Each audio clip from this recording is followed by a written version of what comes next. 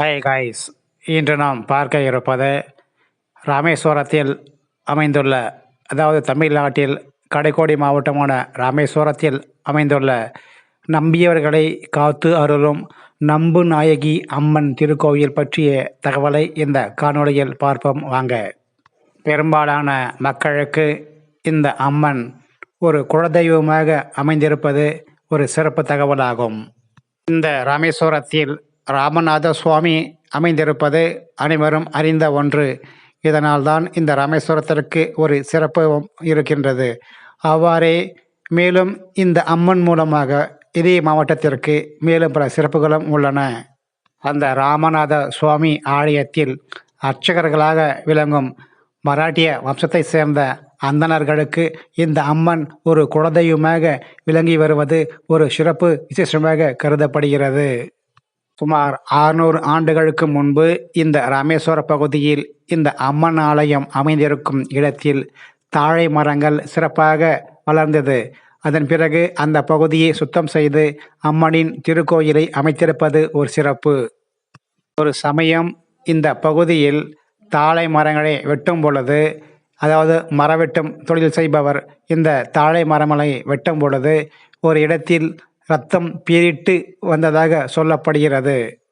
உடனே அந்த மரவெட்டுபவர் பயந்து போய் ஓடி சென்று அப்பகுதியில் உள்ள ஊர் மக்களை அழைத்து வந்ததாகவும் சொல்லப்படுகிறது.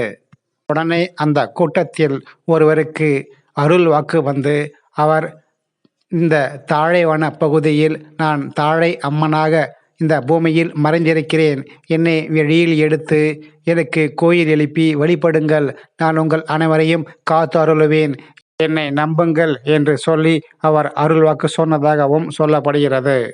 அதன் பிறகு அப்பகுதியில் இருந்த மக்களும் அந்த கூட்டத்தில் இருந்த மக்கள் அனைவரும் சேர்ந்து அம்மனின் பூமியில் இருந்து தோண்டி எடுத்தனர்.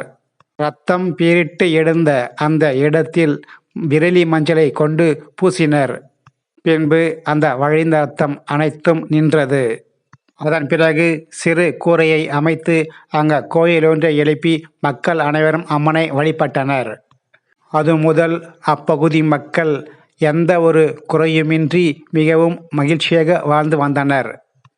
இவ்வாலயம் என்பது பிறகு பிரசித்தி பெற்று பெரிய ஒரு ஆலயமாக இன்று காட்சி அளிக்கின்றன. இந்த திருக்கோயில் என்பது கிழக்கு நோக்கி அமைந்திருப்பது ஒரு சிறப்பு. மேலும் இத்திருக்கோயிலை சுற்றி பல மணல் திட்டுக்களும் அமைந்திருக்கின்றன. அத்துடன் இயற்கையான மரங்களும் சூழ்ந்துள்ளது.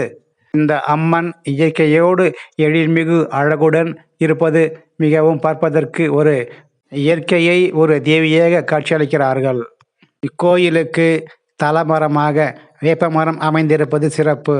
மேலும் இக்கோயில் சுற்றி விநாயகர், நாகநாதர் மற்றும் பனைமரத்து காளியம்மன் பீடமும் இருக்கின்றன.